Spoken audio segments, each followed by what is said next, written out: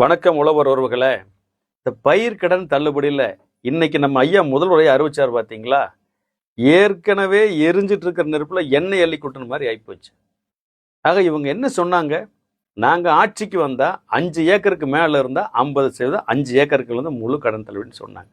ஆனால் முதல் அறிவிப்பில் என்ன சொன்னாங்க? 50,000 ரூபாய்க்கு கீழே இருந்தால் முழு தள்ளுபடி, 50,000 ரூபாய்க்கு மேலே இருந்தால் படிப்படியாக ஏற்றி கொண்டு 1,00,000 ரூபாய்க்கு மேலே போனால் 5,000 ரூபான்னு சொன்னாங்க.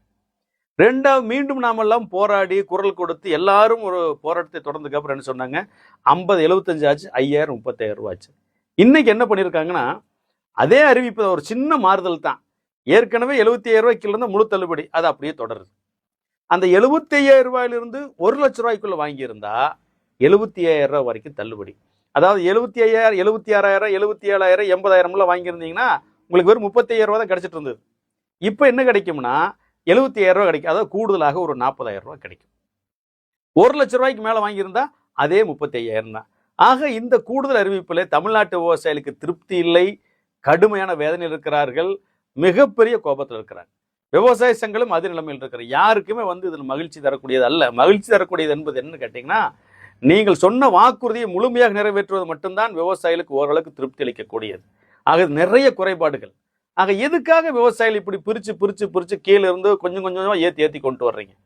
7ஆம் தேதி 8 அமைச்சர்கள் உட்கார்ந்து பேசினாங்க. பேசும்போது நாங்கள் என்ன சொன்னோம்? குறைந்தபட்சம் 1,50,000 ரூபா ஃபிளாட்டா எல்லாருக்கும் கொடுங்க.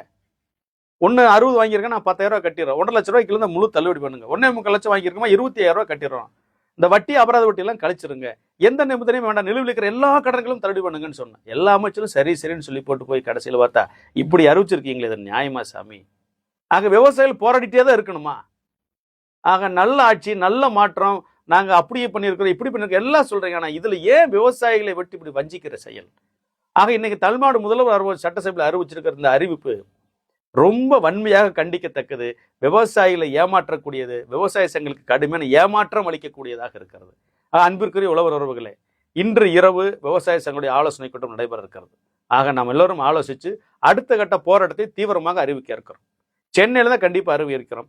ஆக என்ன அறிவிப்பு, என்ன போராட்ட முறை என்பதை விரைவில் இன்னைக்கு இரவு நாம் எல்லாரும் அறிவிப்பு செய்ய இருக்கிறோம். அதே சமயம் அரசாங்கத்தை சேர்ந்து பேச்சுவார்த்தை நடத்தக்கூடிய ஒரு வேலையும் செய்யறோம். இப்படி சொன்னது என்ன, நீங்க செஞ்சது என்ன, ஏன் இப்படி பண்ணிட்டீங்கன்னு கேட்கக்கூடிய அந்த நடவடிக்கையும் நம்ம தொடங்க இருக்கிறோம்.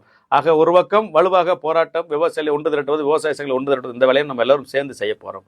அதே சமயம் இன்னொரு பக்கம் அரசாங்கத்துக்கு பேச்சுவார்த்தைக்கு போய் தயவு செஞ்சு சொன்னது செய்யுங்க அப்படிங்கிற ஒரு வலியுறுத்தல் வேலையும் நடக்க இருக்கிறது.